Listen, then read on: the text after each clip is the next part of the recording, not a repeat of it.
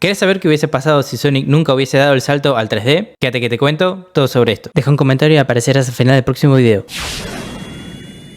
Casi todas las personas que no son del fandom de Sonic, al hablar de este siempre dicen la misma frase: tuvo un duro paso al 3D, hablando sobre lo mal que se manejaba en este nuevo ámbito, y sobre cómo Sega destruyó al erizo. Pero ¿qué hubiese pasado si esta frase nunca hubiese existido? Por lo tanto, ¿qué hubiese pasado si Sonic se hubiese quedado en el Sonic 2D de siempre? Seguro que la respuesta rápida de algunos sería: seguro que hubiese triunfado y hubiese sido el personaje más reconocido de todos los tiempos. Y no, en 1993 salió el juego Star Fox, un juego que logró ser el primer buen juego en 3D, siendo algo totalmente cambiacorrientes para la época. Pero con la salida de Descent en 1994, un juego totalmente en gráficos 3D, con libertad de movimiento y visión, fue el que abrió el camino para que los juegos pasen a un nuevo estándar. Y en 1994 salió a la venta la Sega Saturn de 32 bits, con la potencia para traer la próxima generación de videojuegos en 3D. Pero ¿y si con los juegos de Sonic seguían usando el 2D? ¿Qué pasaría? La competencia era muy fuerte en aquel entonces. Sega tenía que competir contra la PlayStation de Sony y después contra la Nintendo 64. Sony tenía un amplio catálogo de juegos en su haber, y Nintendo estaba arrasando